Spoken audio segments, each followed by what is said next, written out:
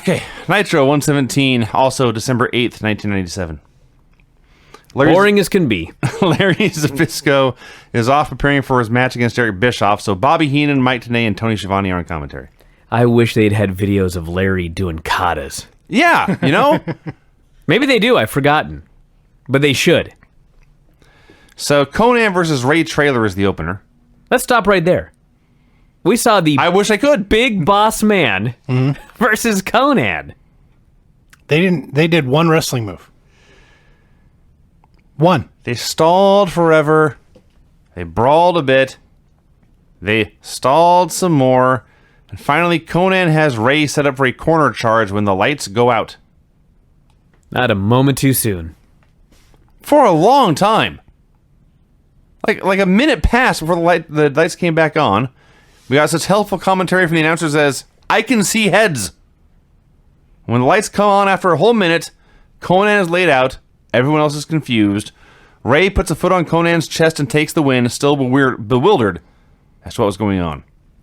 I don't know the answer to this question. If anybody was at this Nitro, you can fill me in. I wonder if they really bothered to actually send Sting down to beat Conan up and then run away again. Because the lights were out for a long time, and there were a couple times when the lights went out that people were actively cheering. So, like, something must have been happening. That's a good question. They recapped DDP getting beat up last week. Brian, you chastised me for glossing over how terrible Hulk Hogan's diamond cutters were. Mm-hmm. So I paid close attention to this.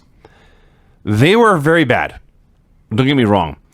But not nearly as bad as what happened right before when, twice now, he grabbed Paige for a cutter and like stood there and looked around and said something and stood there. I envisioned, you know those old, they used to have like dance lessons where you put feet down on the floor, 1, 2, 3, 4. Right? Yes. Hogan was looking for the feet and they weren't there, so he didn't know what to do.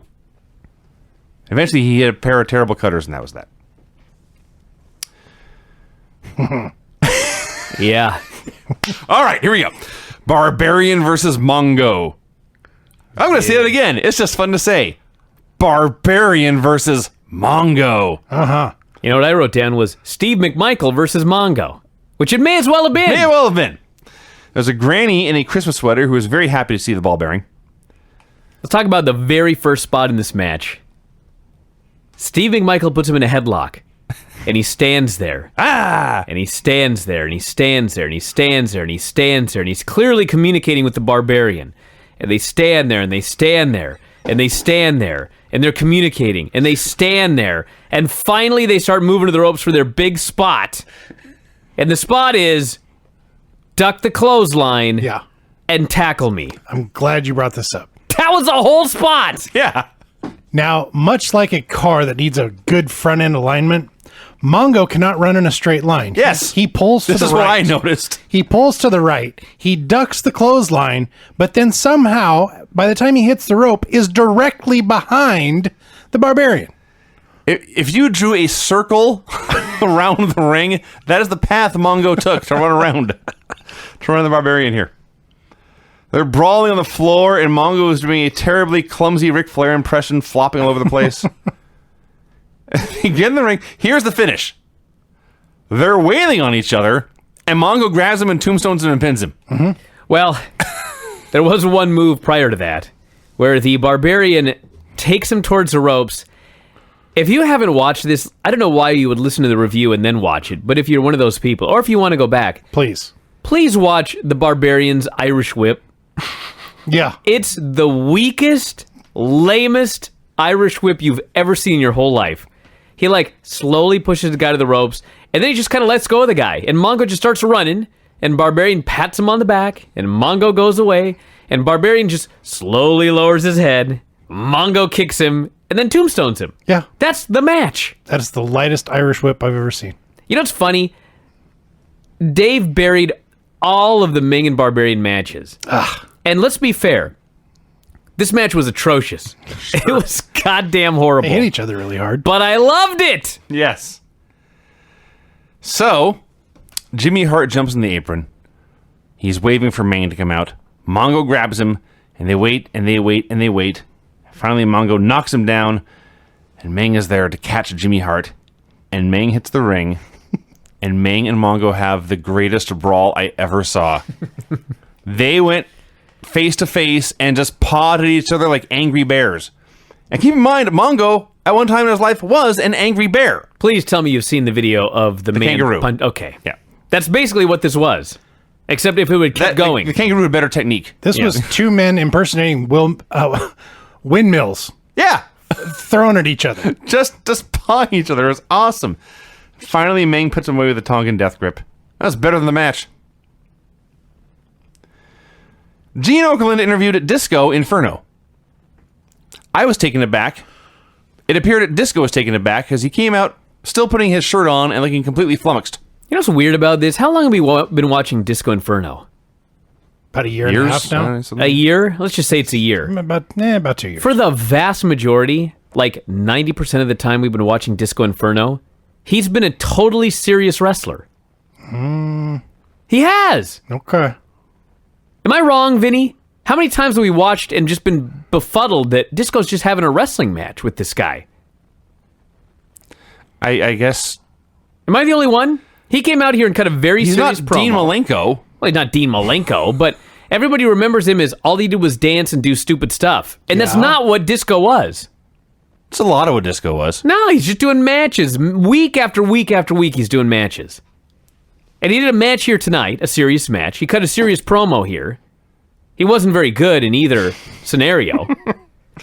But he was trying. So Gene explains to Disco, you lost to Jacqueline at the pay-per-view. You are terribly embarrassed. Everyone is making fun of you. And then he closes with, and this is a quote, right now, your life is not a pleasant one. And he holds the microphone out to his face like a dick.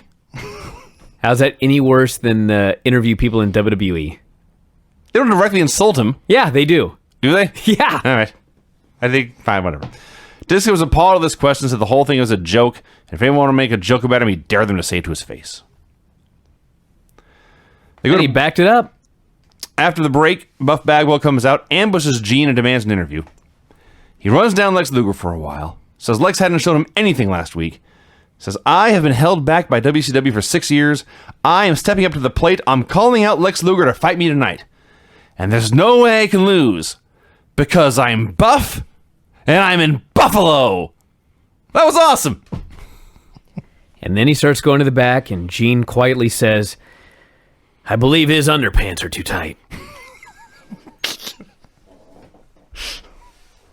Prince Iaukea versus Dean Malenko. Eddie Guerrero has joined the announce desk again. There was not much to the match. They did some stuff. Malenko hit a double arm backbreaker and a cloverleaf for the submission win. I was impressed with Ikea here. He's looked good the last couple of weeks, and Came back from New Japan. they did a spot where Ikea did a springboard off the ropes, and he was going to do a crossbody, but Dean ducked down, and the Prince had perfect timing and fell behind him and rolled him up. It was very cool. It showed I yawned reviewing it. Less watching it. Okay. Buffalo Bill football players Jim Kelly and Bruce Smith in the crowd. Oh, Bruce. Bruce Smith didn't even get a graphic. Jim Kelly got a graphic. Mongo got a graphic. Kevin Green got a graphic. Bruce is better than any of them. He's not better than Reggie White. Reggie White is a better player, but he's the best football player they've had on the show, and they almost ignored him. Kevin Nash did a video writing down the Giant, saying he was the true Giant of wrestling. Giant might be bigger, but Nash is better. Giant was afraid to fight Nash when he was healthy, but as soon as Nash gets knee surgery, there's the Giant calling him out. They took away the Giant's chokeslam, so he was fucked, and he promised to finish him off at Starrcade. This is very good material, and Kevin Nash cut it half awake. Oakland then called out the Giant, who had his arm in a cast. Oh, my Lord, the Giant. So if you recall at Starrcade, Kevin Nash almost kills the Giant. Tries to powerbomb him. Giant's 100 pounds heavier than last year. Not now. Oh, what are you talking about? He's huge here. No, I'm saying not now, the present day. No, He he's looks really down to good. 398. But this guy came out here, and he was so... If you would have told me he was 8 feet tall and 500 pounds, I would have believed you. Yes. He was enormous. And Kevin Nash, with his gimmick legs and his skinny frame, like he thought, I'm going to powerbomb this guy. What the fuck was he thinking? What the fuck was Giant thinking? I don't know. Yeah, Giant standing next to Gene, they could not possibly have been the same species. Or there's a Photoshop or something. So he accepted Nash's challenge for Starrcade, and even though his hand was in a cast, he promised to chokeslam him. What he said was, I got a surprise for you at Starrcade. It's a chokeslam. That's not a surprise. Like, that's a shitty surprise, dude.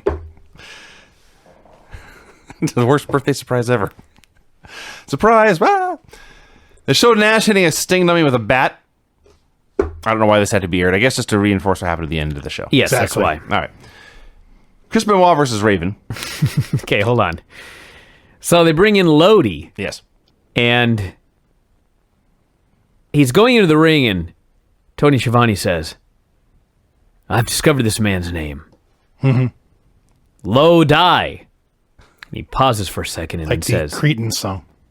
I apologize. California City, isn't it? It's Lodi. CCR.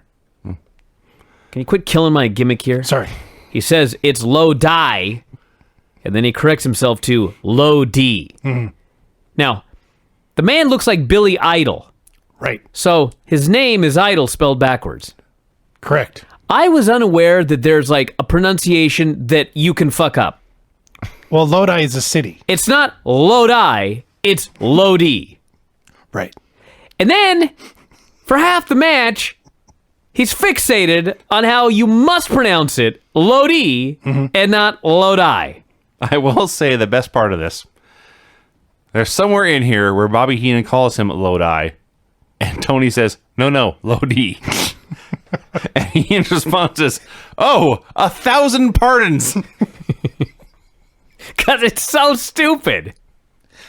Bobby Heenan was the best.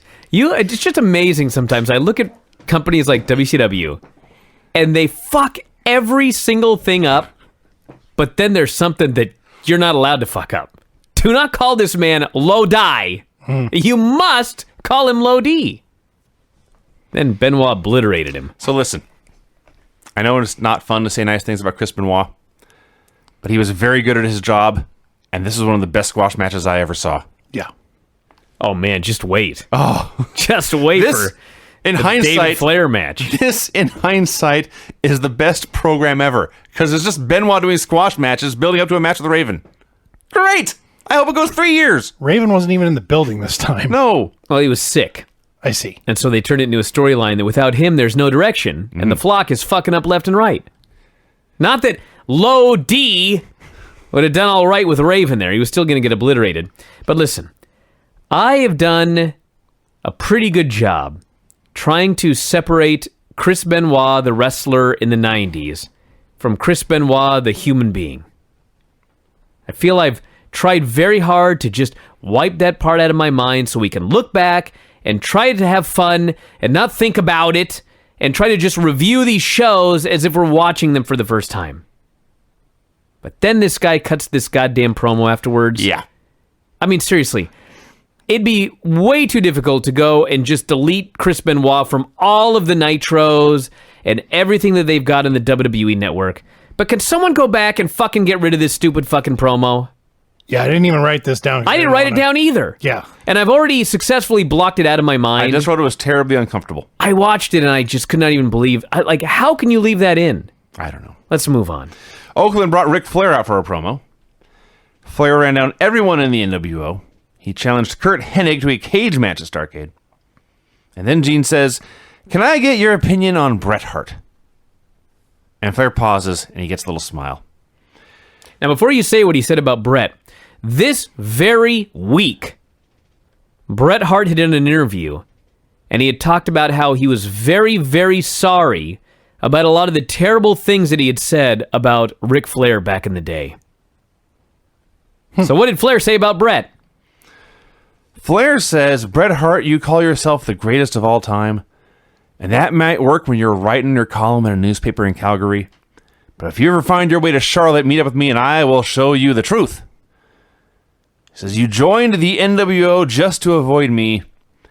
And he sucked up to the crowd and says, "Comparing Bret Hart to me is like comparing John Elway to Jim Kelly." John Elway, at the time, was the reigning Super Bowl champion and Jim Kelly was retired. This is a poor analogy. Well, Jim Kelly was here. I realized that. He was trying to put him over. I realized that. Babyface pop. Did not work. Hugh Morris versus Randy Savage. Randy Savage versus Hugh Morris. I don't know. It's Nitro. I know. Nitro would just do weird stuff like They this. just put matches together. Yes. They put names in a hat and they drew these two. Yeah. Every show is Battle Bowl. But a legit draw. Yeah. Savage goes over to mess with Jim Kelly and Bruce Smith, flips Kelly's hat off. Hugh attacks him, and he holds him so the Bills can get some offense. Oh, my. It looked bad. You know, It was very bad. I don't know if this is what actually happened, but I kind of think that this wasn't supposed to happen, That's kind of what I was thinking. and that Hugh Morris just grabbed the guy and held him there, and they went into business for themselves. Sure. That's what it looked Because like. there's no way that they could have planned this, seen them throw those forearms, and said, you know what, let's do this on national television. Those are the fakest forearms I've ever seen. Oh my God, nothing comes close. Fans hitting their buddies on TV looks way more Oh, real yeah. than this. Yeah. Which is funny because most football players are nuts anyway. So they'll just lay into you. Yeah, These but they guys- probably took one look at Randy Savage and thought, don't touch this guy. That's a solid point. That guy's not this right. guy's going to This snap. guy ain't right. That's a solid point. Because you know they probably met him before the show. Oh, yeah. And Randy Savage was Randy Savage. crazed. Yes. He didn't come off as a calm fella out of character. No. He was always... If you've ever seen Randy 110. Savage, quote unquote, out of character, he's still nuts. So this was every Randy Savage match ever. He sold forever. Hugh missed an elbow. Savage did a knee and a slam and his elbow and won. Actually, no, he hit the elbow, pulled him up Oh, at 2. you were right. He hit another elbow, pulled him up at 2, and then just punched Charles Robinson. Mm-hmm. Who Because took the greatest bump ever. they can't have Randy Savage beat Hugh Morris Guess here not. on television. So the lights go out again for a long time. There's electric shock noises like a Jacob's ladder. The fans start to cheer. The announcers have no idea what's going on. Finally, the lights come on. Hugh's still dead. Sucks to be him. But Randy Savage is laid out wearing a Sting mask, and they go to commercial. Heenan said 20,000 people cheering at darkness. I like when, I think it was Tony said, "This is eerie." Heenan says, "No, this is Buffalo." Heenan was the best. Have we ever mentioned that? They go to break, and they come back, and here is where Eric Bischoff and Rick Rude came out. Yeah. Rick Rude, Brian described this in great detail earlier, but there is no question. Rick Rude is a man to be taken seriously and respected and obeyed. Dude. He was like, the announcers did his bidding, and I was here covering my eyes just like he asked. He puts them in the see no evil, speak no evil, hear no evil poses. And I mean that quite literally. He grabbed their hands and put them there. But he Until didn't have to do Bobby's. Bobby was smart enough to know this man was scary enough and he has a bad neck. I will just take the pose that I know he wants me to do. Right. He leaves, and the announcers are so petrified they still can't move. They're like peeking, but then putting their hands back. For a long time, they just sat there because they were terrified. I believed every word that was coming out of his mouth. Rick Rude, I think, may have killed them if the lights had gone off a third time. This was awesome. Disco Inferno versus Saturn. It came out, then went to commercial. We had a cool Sting Hogan promo for Starrcade. They came back, the announcers could still barely maintain their composure. Now, I saw a totally different Disco Inferno here than we have seen. He was not cowardly, he had no interest in dancing, he was pissed, he was aggressive, and he was violent. Been doing this for a while. Don't you remember all those disco Alex Wright matches that you thought would just be ridiculous, but they just had a match? Not like this. No, this was a very serious disco. This is House of Fire Disco. It was still disco. He was all Disco Inferno. So, they go brawl outside. Saturn gets thrown into the flock. Lodi takes a stunner into the guardrail. Disco throws Saturn back inside and continues his assault. Everything's going fine, and there's about 8 seconds of clusterfuckery. Where like Disco does like a half whip, and Saturn starts running and stops and starts and stops. And he comes back, and neither of them knows what to do. And finally, Saturn says, "Fuck this!" And he starts to suplex and throw Disco all over the place. And finally, Disco hits a stunner to win the match and the title out of nowhere. And the flock attacks, but Disco grabs his belt and flees. Nitro party clips. You know, in 2016, Yes. when I see two guys say they're just too sweet and put their fingers together, I don't think of the NWO, I think of the Young Bucks. The Young Bucks would have beat all these guys' asses. Just knock the shit out of them. Well, yeah. Buff Bagwell versus Lex Luger. Mike Tenay notes that Luger had actually played with Kelly in what he said was the World Football League, but it was in fact the USFL. Oh, man. Mike Tenay got a fact wrong. Jiminy Christmas. Yeah. So the first part of this match, with Bagwell doing all his wacky posing and Luger cutting him off and making fun of him, was so great. Bagwell had so figured out how to be a clowny heel. He would hip toss Luger. Mm-hmm. Luger would take a bump. Mm-hmm. Bagwell would pose. He'd pose. He'd do that run in place dance he had. He'd go look into the hard camera on the apron and talk about how great he was. And then Luger would run at him again. Mm-hmm. He did hip toss, wash, rinse, repeat. And finally, Luger's had enough, so Bagwell hits an arm drag or something. And he essentially does the Shawn Michaels kneeling bicep pose. And Lex stands up behind him and flexes his pecs. And now you know there's going to be trouble. Lex makes his comeback. Scott Norton comes out. Let's talk about our main man, Nick Patrick. Fucking it up yet again. Here's what the finish is on paper. So, Luger is outside, and 3 members of the NWO are going after him. And he's fighting them all off. And as he's fighting them all off, and they're triple teaming him, he gets counted out. Well, he's fighting them, and one guy falls down, and then another guy backs up, and he's just standing there. There's nobody touching him. There's nobody within 5 feet of him. And Nick Patrick walks over, and he's right above Lex Luger's head, shouting at the top of his lungs what number he's at. And Luger has to pretend like he doesn't notice. And then he goes after Norton, and he gets counted out. I was like, Patrick, you are the fucking worst. This made Luger look like such an idiot. Can't Patrick go back to the NWO again where he was entertaining? He's such a bad ref. So yeah, Buff wins. What a geek. The NWO does a video burying Roddy Piper. Had a Sting hype video showing him hiding in the rafters and beating up the NWO. Scott Hall versus DDP. I believe this match went 5 minutes, and 4 minutes of it was one abdominal stretch spot. This was every Scott Hall DDP match you could imagine. Mm-hmm. So the NWO runs in for the DQ. Now last week, or maybe 2 weeks ago on the show I missed, but there was an NWO beatdown when a Sting dummy descended from the ceiling and plunged right through the ring. Tell you what else you missed. When that happened, I said on this show, you know what they should have done? Is the dummy should have fallen from the ceiling and gone through the ring, and they hit it with a bat a couple of times, but then they go to get it, and it's the real Sting. That's what he said. And I was so mad they hadn't done that. But then you owe WCW an apology. That or they stole my idea. Or they stole your idea. Another timeline. Yeah. So, yes, they're beating up Paige. A Sting dummy descends from the ceiling and plunges through the ring again, not to be seen. So the NWO is all having a great laugh. Hogan starts to cut his promo. I laughed so hard when he said Sting is such a coward, he's afraid of my triceps. Sometimes Hulk Hogan really, really was great. I loved when Hulk Hogan says, "What a dummy." And then he howled with laughter. Yes. And then when they want to get the dummy out from under the ring, Hogan is so over the top campy. Like, bring me that dummy, brother. I'm going to lay a beating on it. And you know what's going to happen. Yeah. You know what I mean? But it worked. So, 3 guys go to drag this dummy out of the ring. Even the announcers are like, oh, they're making such a show out of this. Like, it takes 3 of them to drag this dummy out. Never mind, the dummy has plunged through the ring. Clearly it has some heft. So they lean the dummy against the ropes and leave it there for a while. Hogan starts to leave and says, you know what? I'm going to beat up this Sting dummy.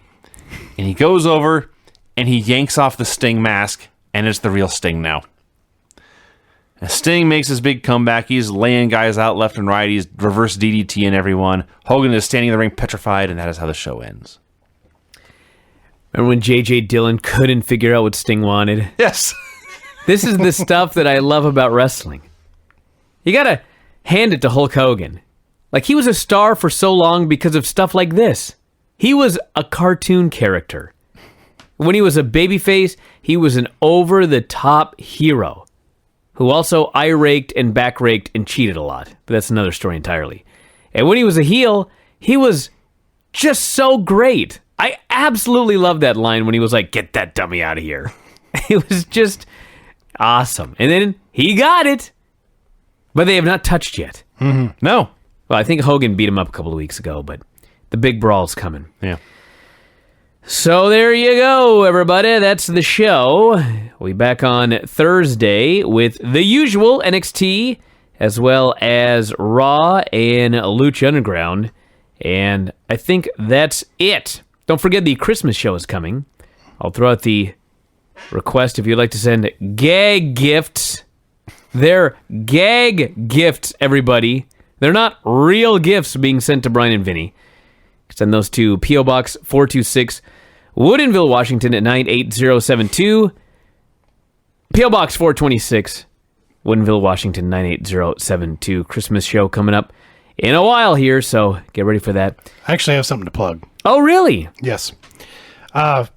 Defy Wrestling, DEFY, Defy Wrestling is running a show Friday, January 13th, Washington Hall in Seattle, Washington, with the main event of Killshot versus Cody Rhodes. What? That's your impression. Yeah. Yes. Killshot versus Cody Rhodes. This is coming to our town, Brian. Oh. And we need to support our local wrestling. We sure do. We do. Yeah. No one supported us all those years. Damn it. Lots of people supported us. What are you talking about? Yeah, but then they stopped. That's true. Where's Caden been? Is he involved? I Is don't he on think the so. card? I don't think so. Ryzik will be, though. So defywrestling.com if you're in the area. Ryzik's got to be on the show, right? I have no idea. That's the only match they've got advertised so far. Maybe they do an Iron Man match. Could be. All right, everyone, check it out. Defy Wrestling here in Seattle. And that is it from here. We'll talk to you again after a while. Good night. Bye.